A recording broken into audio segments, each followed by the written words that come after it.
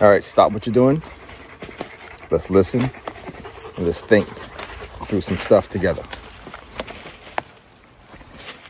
I believe that it's important that we all start to change our mindset about where we live and what we're actually working toward in life. Because you're probably listening to this video, it's 9:32 in the morning. You're probably driving to work or at work already, and you're going to try to take that money from your paycheck and pour it into your bills, wherever you're living at, your utilities, and get up and do it again tomorrow, and the next day, and the next week, and the next month, until, what's the word now, 65? And then you're supposed to be able to retire, and get Social Security. So, we have to think about all the blood, effort, and tears that we put into daily toil just to make ends meet. And think about that like pouring water into a bucket. Now, if the place where you're pouring your water into, pouring your blood, sweat, and tears, your resources into, is not a place where you can see yourself in 10, 15, 20 years. It's not a place where your children are probably going to want to stay and raise their family, your grandchildren. Then it's like pouring your water into a bucket with a hole in the bottom. Imagine if your family or your parents had 30 or 40 acres of land in a beautiful area.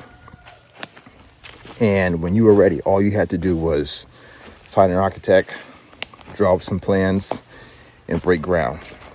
And now there goes your home, which increases the value of the family land. And even before you were ready to put your home up, if you and your siblings could just get together and say, you know what, we're going to get together, throw some money in a pot, and we're going to run underground utilities from here to the back of the property. Or we're going to install a well here, get it prepped, ready to go. Or we're going to get some approved septic plans for a 5-bedroom home. Those kind of things are called development, land development. So you have raw land, which is land like this, just untouched. And then you have the process of development, which incrementally increases the value of your land. If you got a land with underground utilities already capped, you got a land with a well ready to go, you got a land with approved septic plans, that increases the value sky high. So now when you go to break ground on your home, the way it typically works is that the bank will look at that architectural drawing. Let's say that you drew out a 4,000 square foot home, 5-bedroom, 2.5 bath, or 3 baths. All right. And you now have those plans plus the land that your family already owns. The bank will look at the picture and the land and say, we're going to assess this value at $843,000. And if the value of your land exceeds 20% of the down payment on that construction loan, and we'll talk about construction loans later more. Now, by the way, full disclosure, I'm not a builder. I'm just regular Joe talking from experience. All right, so take it for what it's worth. But let's say that land value, and land, they're not making any more of it, so it only appreciates in value. Let's say that land value exceeds 20% of the combined value of that home and land altogether. Then guess what? You will not be paying PMI when your mortgage converts to a permanent loan. Now, the way construction loans work in a nutshell, we'll talk more about that and hopefully get some visuals later, is you get a construction loan for, let's say, $394,000 for the price of your build. And then they come in and do the clearing. Then you'll inspect it, the bank will inspect it, everybody agrees that it was done properly, boom, and you'll get a disbursement check will get sent out by the bank to the contractor. Let's say they come in and they get the foundation in. Let's say that runs you $24,000. They'll come in, you'll inspect, bank inspects. Everybody agrees that it was done properly, it's done well, and it's there. Disbursement. Now you're gonna pay only on the $25,000. All right, that's it. And you gotta pay the interest on that. And then when everything's done, it'll be $25,000 for that. And then it may be, let's say you put in $15,000 for the framing. Just throwing out even numbers, easy numbers. All right. And they'll combine that. So now you're at what? $25,000, $35,000, $40,000. So now you're paying on that. So you see, you'll be paying a few $100 a month while the home's being built. It's not until it's done, and then it converts to a permanent 30-year fixed rate or whatever you end up getting. Permanent mortgage. Then you're paying your regular mortgage rates. But it's a wonderful process. And once you go through it once, you'll see why. If you go out today and buy an existing home that you didn't build, and now you're buying someone else's ideas, someone else's what they thought would have been great upgrades at the time. Leo, you're buying them their errors, their mistakes, their headaches. All right. And you're paying ridiculous rates. Even if you bought a new construction, builders are doing exactly what I'm telling you to do, and then they're padding that price and selling it to you at a profit.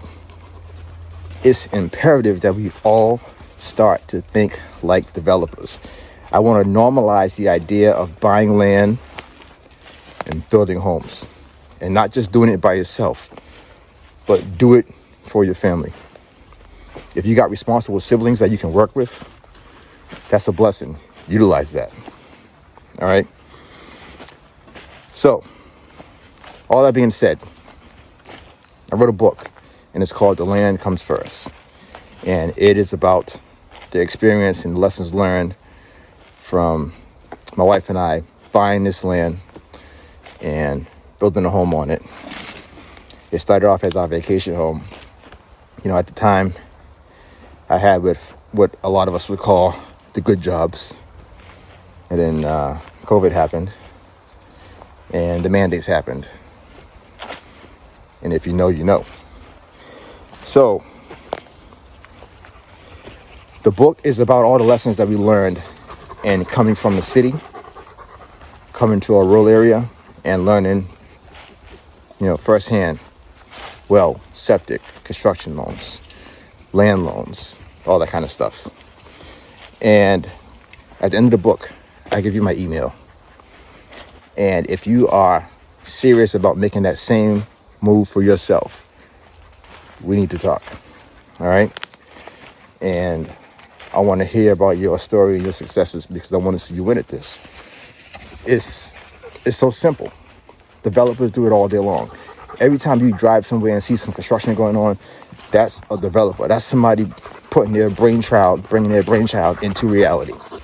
There's no reason why we can't do it for ourselves and for our family. All right. My arm's getting tired, so we're going to cut this video short, but we're going to do more of these in the future. And I think I'm going to have some offerings to help people through this process on my website, kilo25.com. That's KILO25.com. Because with the way that the world is going, if we don't plan in advance, for example, if you know your child's going outside and it's snowing, what you're going to do? You're going to put their coat on, get them all bundled up. If you know that buying a home is getting harder, if you know that finding employment is getting harder, and you don't start to build a business, buy land, and have a place for that, so that when your children are ready, you can say, hey, here's your coat, here's your hat, go outside and have fun. Just flip that, fast forward it 20 years. Hey son, hey daughter, here's your land, here's your underground utilities, here's your well, Here's your septic plans. Have fun. All right. That's how we need to think. And if we're just going to work and paying our rent or our mortgage at our duplex or our condo and dumping that money down the tube until we're too old to drive to work anymore. All right. What are we doing? We're pouring water into a bucket with a hole in the bottom. That makes absolutely no sense. You might as well lease your life to someone else. And this is not a jab at anybody, because you know what? I was right there with you. You know, but now I'm mentally extracting myself from that lifestyle, mentally and physically. It's a process. All right. But once you see it, you can't unsee it. All right. God gave us the land, that's to hold this right. I'm a God that give till my last good night. The land comes first, that's the code I trust. I'm grounded in dirt, not the shine or the dust. Flex on a lease, but it's paper and rust. Freedom in my blood, God handed it. The land comes first, that's the vow I maintain. Ain't no crown and debt, just a broke man's chain.